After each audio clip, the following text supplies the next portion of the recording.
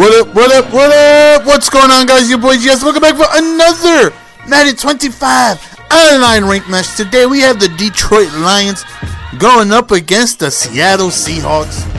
Now I'm on my Golden Sports account. This one is ranked like 212 or something like that. It's like, you know what? Let me, let's see if maybe we can have two accounts in the top 100 at the same time. Let me see if it's something I'm able to do. So, obviously we gotta be able to win and win quickly, because as I said in my last video, the Xbox One is coming out this Friday, which I have pre-ordered, which is being delivered on Friday. So again, I'm not sure how much PS3 I'm going to be playing once I actually get it. Maybe I'll continue just to see how high I can get, because I've never gotten in the top 100 Madden ever. Or maybe I just won't play it and only play Xbox One. I'm not sure what it is I'm going to do. I'll figure that out soon. But right there, we get a stop on 4th and 1, which is big, giving us great field position already starting on his side of the field. So hopefully we can go on ahead and get in that end zone. So, the Lions definitely got some weapons on offense, even though Reggie Bush just kind of gets hung up on the lineman right there. 3rd and 14, we end up going to a quick out route, ends up playing man-to-man, and we end up reading that easily and going to Ogletree. So, Calvin Johnson's the best receiver in the world. Right there, we're trying to go top it up. Browner just able to get all 6 feet, 4 inches of him. Tall ass being able to go up and knock that down. Right here, we're trying to go to Calvin, and Calvin drops it. Calvin had a bunch of drops this game. Calvin was un-Calvin-like for me. Right here, we back up again. He's playing man-to-man, and we go to Ogletree again.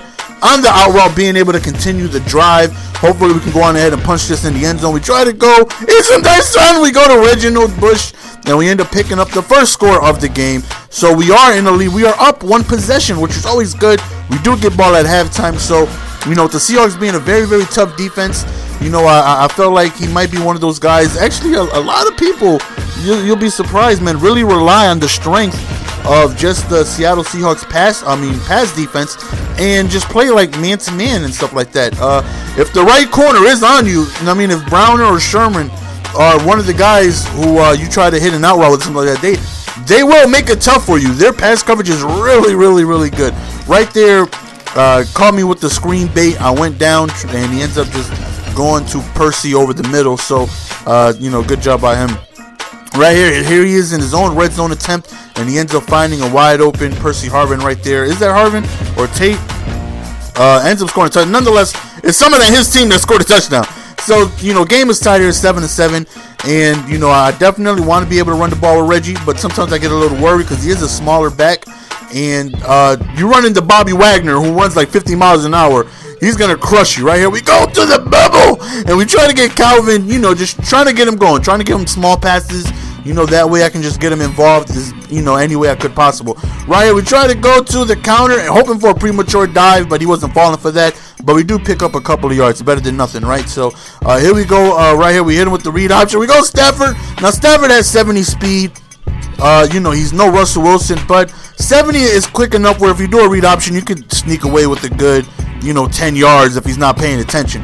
So, another run play with Reggie Bush right there. We actually get our first good run of this game. So here we go. We're looking for none other than Calvin. We hit him with the skin. Calvin drops it again. I'm like, come on, Calvin. I go against you all the time. You drop nothing. All of a sudden, you want to be dropping passes. Look how wide open Calvin is.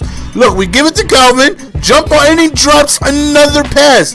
When Calvin Johnson drops back-to-back passes, what do? You go back to him again. He hit him with the skinny. No, never stop passing the ball to Calvin. I don't care how many passes he drops in a row. I'm going to continue to go to Calvin. Right here, we hit him with the read option, and we end up just going right up the middle for a good solid 9 yards. And we all know I struggle in this area of the field very badly. So if I'm able to go on ahead and hopefully get in the end zone, that right there would be big. So, right here, we're looking for the bubble. Just a quick little screen, see if we're able to get in. And what I do here is I put I believe the tight end on a zig. And, yeah, we got a zig route and a wheel route just in case it's not man-to-man. So we're looking for zone. It's man-to-man, and we gotta retreat. We gotta end up going to our wheel route because man-to-man, they run down on the bubbles, and it will be picked off if you throw it. But, we dump off the Reggie Bush really quickly. We end up picking up the first down on the QB Oh my goodness, what the hell am I talking about? On a QB sneak. Look at that wide open drop pass by Pettigrew. If I was unable to score this drive, I would have been so mad because Pettigrew was butt naked on that zig route.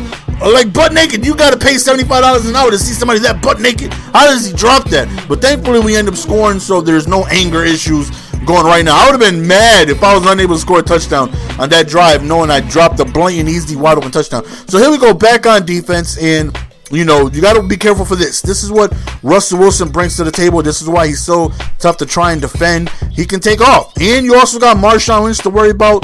The Seahawks are just a monstrous team, and you got to go on ahead and try your best to stop them. So here he goes back to the beast. You know, giving the ball. Can you say the beast? The pickle. Pickle butt. You know, I'm tired of you calling the subs pickle butt. Come here. Say the beast. The pickle. The pickle butt. Yeah, man, get out of here. Get out of here. I don't know what's up with the beast. No, you got to say with passion. Come here. Don't just say the beast. Come here. Say the beast. The beast. There you go. Good job. So, it's 7. I don't even know what happened. Maybe we caught an interception. I think we did in the back of the end zone. I'm pretty sure Green ended up catching an interception. He's calling a timeout, trying his best to get the ball back. And, you know, we get ball at halftime, so we're cool with just running the ball out. If we don't score, we don't score. If we get in field goal range, that's awesome. So we're just running the ball here, you know, trying to see what we can get, because I'm sure he's expecting me to try and pass and try and get in scoring range. I get ball at half. So, but once after that great run, I'm like, okay, I'm close to scoring here. So we go back to Reggie, and he uses his speed, get us within the 30-yard line, where I do end up settling for a field goal right here. I'm looking. I should have thought the triangle, but I end up just throwing it out of bounds, and we end up just settling for a field goal. So we go into the half, 7-17. We have ourselves a lead. You know, almost missed that too. Woo! We almost missed that, but thankfully we did it. So 17-7. We go into halftime. As I said, we get ball back. So hopefully we can continue the same level of consistency we had the first half. You know, being able to run. Look at this run. Oh, get off me, son! Oh, get off me! Look at Reggie Bush! Look at Reggie Bush taking it all the way. Oh, he's some dirt, son! That was one sexy return. When Reggie Bush breaks 2 tackles, that is one sexy return right there. That man just broke 2 tackles, and then he did the pat the weave dance right there. Y'all remember in the Noriega video? Damn, what's the name of the Noriega song? You know that. Damn it, I can't think of the song, but I know the beat. You guys know what I'm talking about. Omar, what is it? Omar Epps was in that video. You gotta pat the weave, son. You gotta pat the weave. So my boy, my boy Reggie Bush was patting the weave in the end zone. So 24-7 right now. We have a great lead. We definitely feel very confident at this point. We have scored every time we touch the ball. And right there, look at that interception. I mean, things are just going my way. Let's be honest, that right there shouldn't have happened, but I'll take it. I'm not gonna say no to a gift from the Madden gods. You do not upset the Madden gods. When the Madden gods give you a gift, you don't feel sorry for the other guy. You take it. You take it. You're like, thank you. Better him than me, right?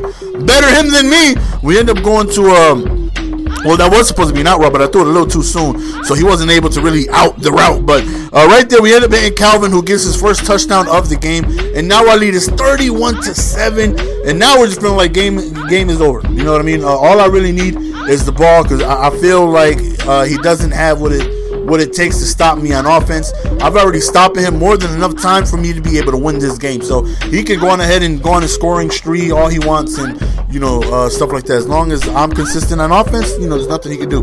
Really quickly, somebody left a comment that had like 40 likes on yesterday's video. He said that I played with the Raiders and I lost. I lost to the Jets, and then I played a game with the Jets.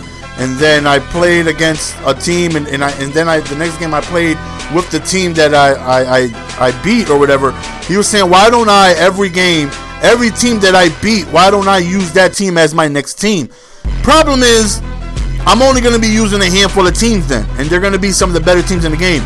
Mostly everybody picks the Chiefs, the Broncos, the 49ers, the Seahawks, you know, and I will be using the same teams repetitively. You know, I don't look. This right here was such a fail. Right here, really quickly. I went to go put the meter down for whatever reason. I don't know why.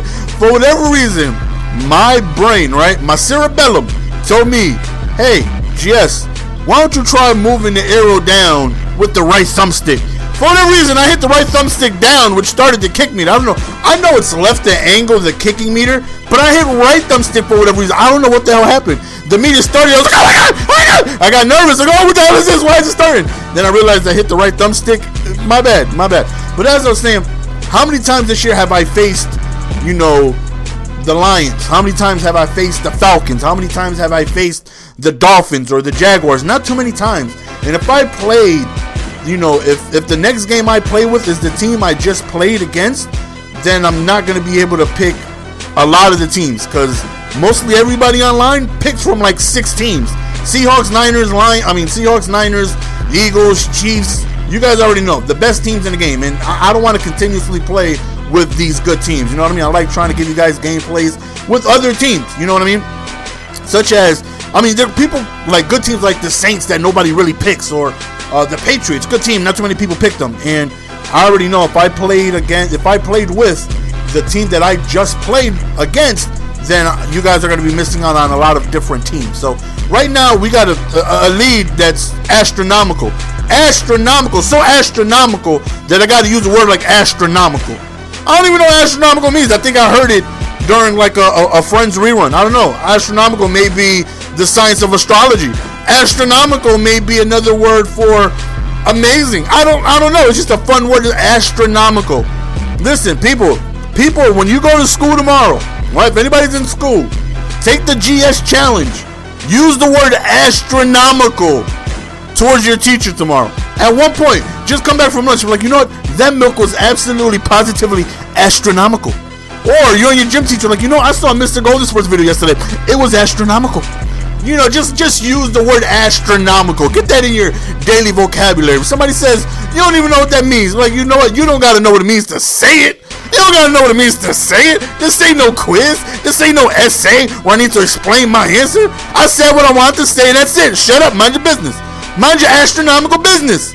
You know what I mean? Astronomical. That is the challenge, people. And tomorrow on Twitter or on the comment section, I'm going to need feedback from y'all to see how many people actually use the word astronomical. So that's the end of the game, guys. That is, we end up offering, actually he sends me a concede and we end up accepting it. So we win. We only get 5 points, and this win still has me, I'm not underneath 200. I think I'll move down to like 203 or something like that. So, you know, maybe I can get to the top 100 by Friday. Who knows? I'm going to try, see where it goes. So, hope you guys enjoyed the astronomical gameplay. It's your boy, Astronomical GS, signing out, and we are out. Peace. Give it to me, baby. Astronomical. Tell your teacher that lunch was astronomical.